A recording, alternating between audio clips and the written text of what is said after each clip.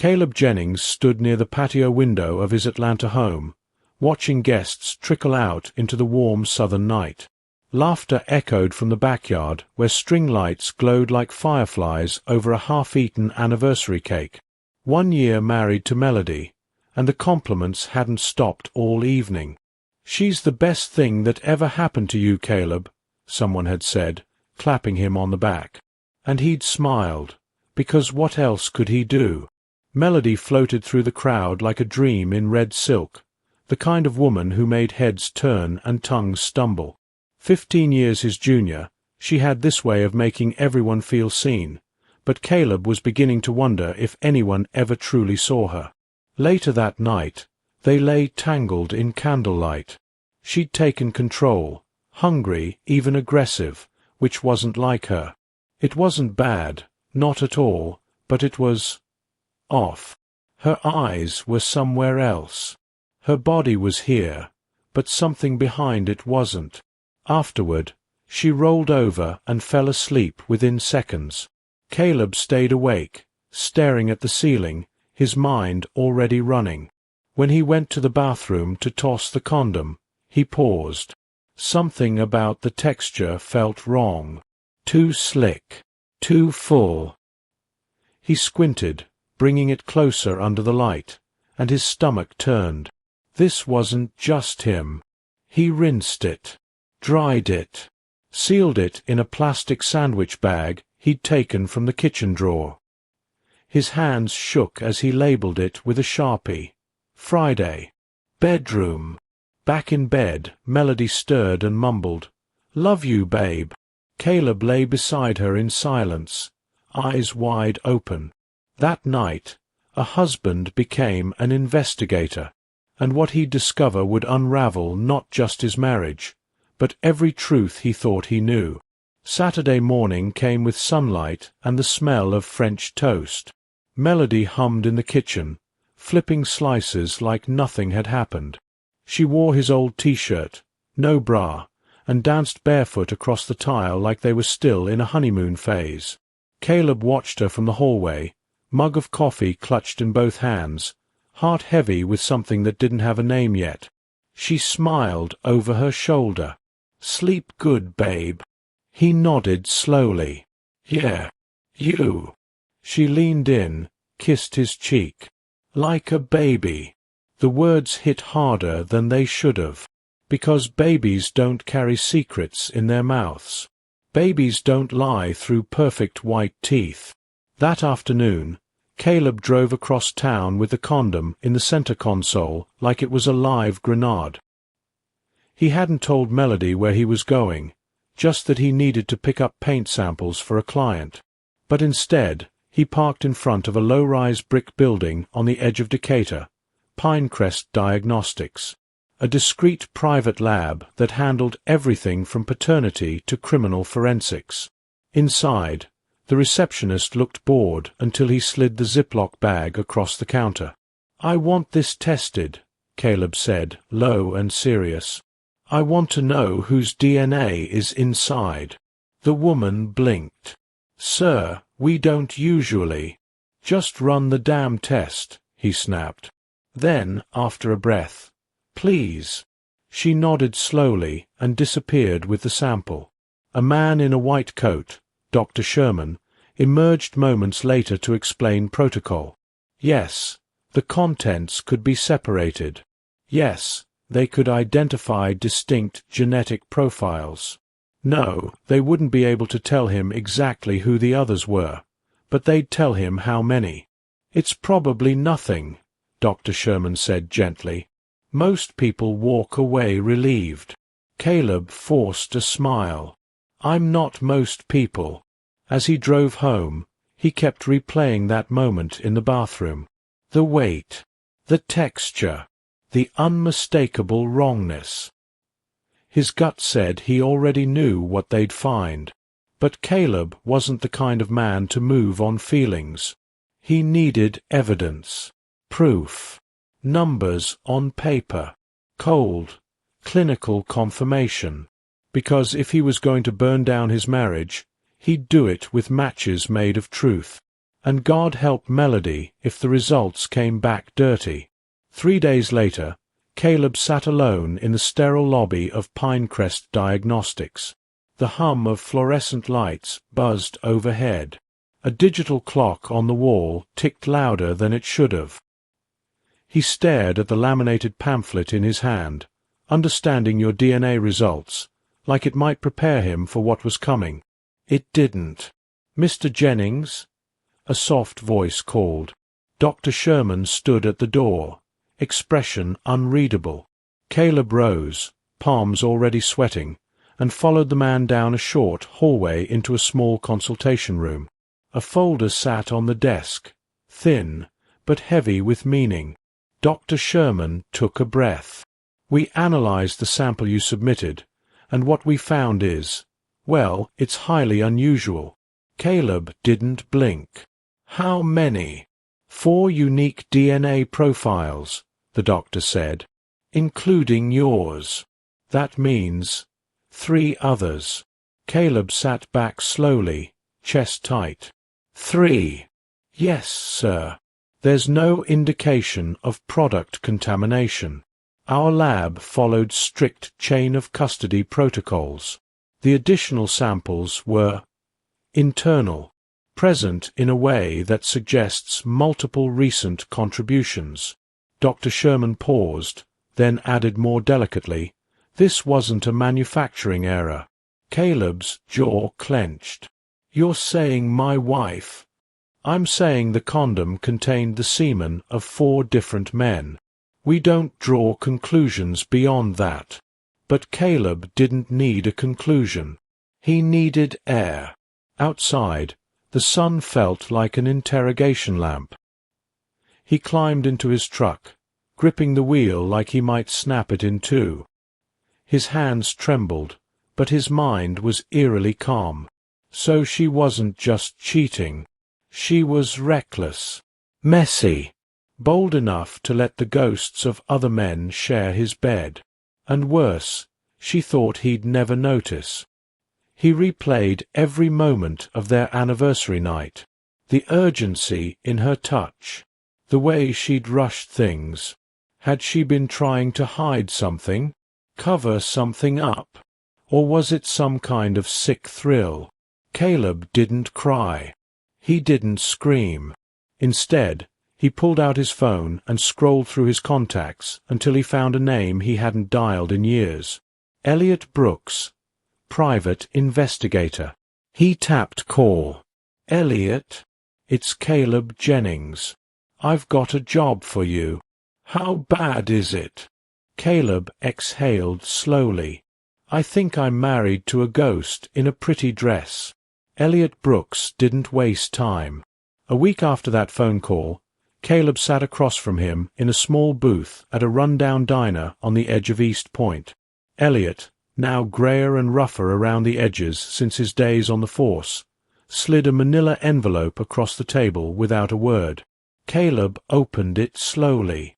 What he saw nearly made him drop his coffee. There she was, Melody, but not the Melody who made French toast on Saturdays. No, this was a different woman entirely. One photo showed her slipping out of a black SUV in a blonde wig and stiletto heels. Another had her laughing at a man's joke, draped on his arm like she was born there. Every image screamed luxury, secrecy, and danger. Elliot sipped his black coffee. She goes by Delilah on Tuesdays and Thursdays. Always the same hotel, the Wilshire Grand. Always different men. But 3 are consistent. Caleb's throat tightened. Who? Elliot pulled out a sheet with names and photos. Judge Timothy Mathers, Reverend Lionel Goodwin, and this last one, Jordan Gates. Caleb stared, his jaw locked. Jordan Gates was his best friend, the man who toasted them at the wedding, the man who handed him the ring. "Your boy's been visiting Suite 1413 every Friday night," Elliot said. Caleb's fists clenched under the table. He knew. Elliot nodded. They all did. Hell, I think they share her like a country club tea time. Caleb whispered. So she's not cheating. She's a high-end escort, Elliot finished for him. Smart, selective, doesn't advertise. Probably makes more than both of us combined. Caleb leaned back, chest hollow. His entire marriage had been a carefully staged performance, and he wasn't the audience. He was the fool on stage. But then Elliot added something else. She's not hiding it, Caleb. She flaunts it behind closed doors. Laughs about you with them. Calls you her retirement plan. That broke him. Not the lies. Not even the men. It was the mockery. The theatre of it. The fact that she'd laid next to him every night with the scent of another man still on her skin, and smiled like he was the lucky one. And now, Caleb didn't just want the truth. He wanted revenge. Caleb didn't sleep that night. He sat in the dark at the edge of their bed, elbows on knees, staring at the woman who had shattered everything. Melody slept soundly, curled up like a child, lips parted in peace. How could someone lie with such grace? How could she touch him, kiss him, say, "I love you," with another man's scent still clinging to her skin? The next evening, he waited. She walked in at 11:47 p.m., wearing the same red dress she wore on their anniversary. Only now, Caleb could see the mascara smudges, the faint perfume of someone else's cologne. She was humming. "Long day?" he asked, his voice low. She froze, barely masking her surprise. "Oh, yeah. Client dinner ran late." He stood in the kitchen, his hands flat on the granite counter. The room was silent except for the tick of the wall clock. "Funny," he said. "I thought you had dinner at the Wilshire. Suite 1413, to be exact." Her breath caught. "Barely." She laughed it off. "What are you even talking about?" Caleb reached into a drawer and pulled out a file. He tossed it onto the counter. Dozens of photos spilled out. Her in wigs, her on laps, her with Jordan. Then he slid the lab report next to them. 4 DNA profiles, he said, eyes locked on her. 3 weren't mine. Guess whose one of them was? Her face drained of color. And then the mask cracked. She didn't apologize. She didn't cry. She smirked. "You really had it tested," she said, shaking her head. "God, you're pathetic." "Why, Melody?" he whispered. "Because I could," she spat. "Because you're boring. Because you needed a trophy, and I needed an escape plan." He stepped back, stunned. "You think love means ownership," she sneered. "I gave you a fantasy, a perfect wife, a good lay. What more did you want?" "The truth," he said. "Then here it is," she said coldly. "You were never enough. Not for me. Not for any woman worth a damn." She walked past him, still smug, still in control. But she didn't see the storm building behind his eyes. And for the first time in their marriage, Caleb didn't feel betrayed. He felt dangerous. Sunday morning broke with sirens. Caleb barely had time to put on pants before 2 patrol cars rolled up in front of his home, lights flashing like some sick celebration. The neighbors peeked through curtains as 2 officers stepped onto the porch and rang the bell like they already knew the ending. Melody stood beside them, wrapped in a white robe, mascara perfectly smeared. Tears rolled down her cheeks as she pointed at Caleb. "He hit me," she sobbed. "He grabbed me. I thought he was going to kill me." Caleb blinked. "What the hell are you talking about?" The officers didn't flinch. "Turn around, sir. Hands behind your back." "Wait, what?" he said, backing up. "I didn't touch her. She's lying." They cuffed him anyway. Cold steel snapped around his wrists. Melody stepped back and sobbed louder, her face buried in her hands, a performance worthy of a standing ovation. You have the right to remain silent. The ride to the station was a blur. He sat in the holding cell for nearly 36 hours, trying to make sense of it all. No charges were filed, yet, but they booked him, fingerprinted him, humiliated him. Detective Rivera finally sat down across from him, arms folded. She's claiming months of emotional abuse. Said last night you got physical. Caleb leaned forward. Did she also tell you she's working hotel rooms under the name Delilah? That she's screwing a judge, a preacher, and my best friend? Rivera raised an eyebrow. You got proof. Caleb exhaled. Photos. A DNA test. Private investigator. I have everything. Then why didn't you file anything? Because I was trying to be a man about it, Caleb said quietly. I just wanted out. The detective didn't respond, just scribbled something down and left the room. When Caleb was finally released, Dr. Lillian Carter was waiting outside in her old Honda. She handed him a bottle of water and looked him over with the tired eyes of someone who had seen this story too many times. You look like hell, she said. Hell's not as loud, Caleb muttered. She flipped it on you, Lillian said. And in this world, perception beats truth. Every time. As he stared out the window on the ride home, Caleb understood something bitter. The game wasn't about lies anymore. It was about who told the better story.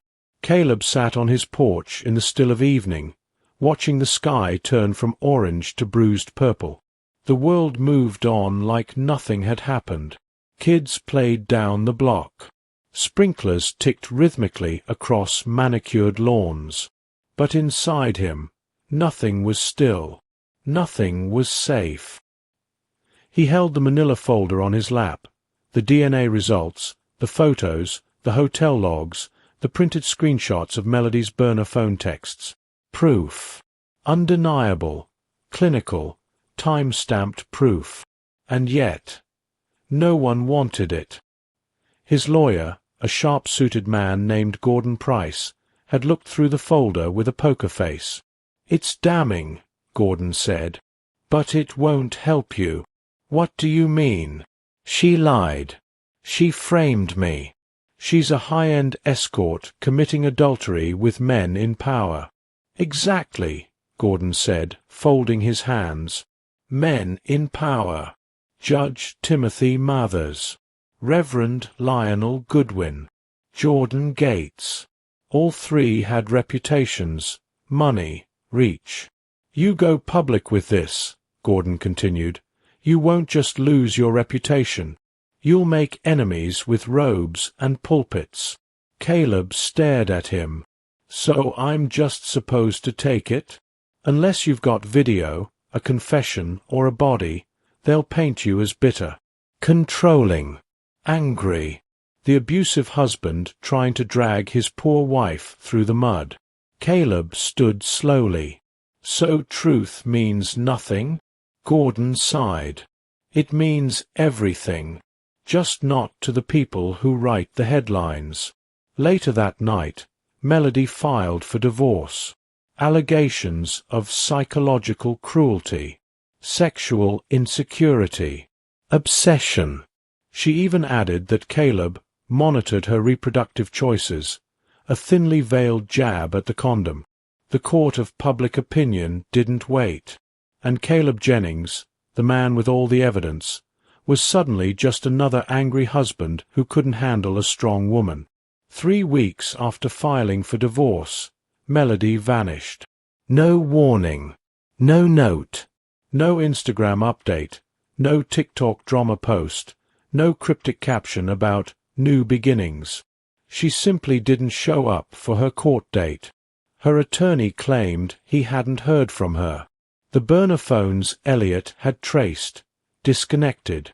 Her social media, wiped clean. Her car, found abandoned at a strip mall on the outskirts of Macon, keys still in the ignition. The last person to see her was a motel clerk who remembered a woman in oversized sunglasses getting into a black sedan with an out-of-state license plate. The driver? Male. White. Unknown. Speculation spread like wildfire. Had she run? Was she kidnapped? Or worse, did one of her powerful clients clean up a loose end? Detective Rivera reopened the file, this time under suspicious disappearance. But even he didn't look Caleb in the eye when they met. "You think I did something to her?" Caleb asked. Rivera hesitated. "You had motive. No alibi that night." "I also have half the damn city on record screwing her," Caleb shot back. "I'm not the only man with motive." The detective didn't argue. Caleb returned home that night, poured a glass of whiskey, and sat alone at the kitchen table.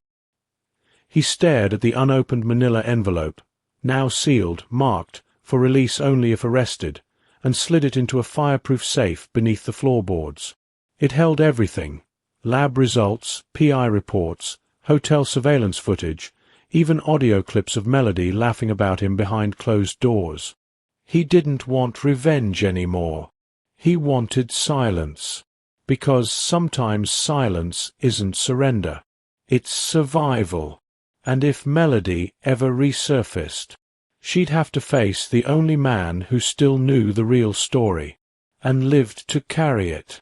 These days, Caleb Jennings lives in a small one-bedroom apartment above his cousin's garage on the south side of Atlanta. The house he built with Melody was sold. The business he ran for 15 years, gone. Reputation, torn apart by whispers no one dares say aloud. But he's still standing. Twice a week, he volunteers at a local youth center, teaching young men how to swing hammers and lay drywall. Most of them don't know his story. The ones who ask, he gives the same answer.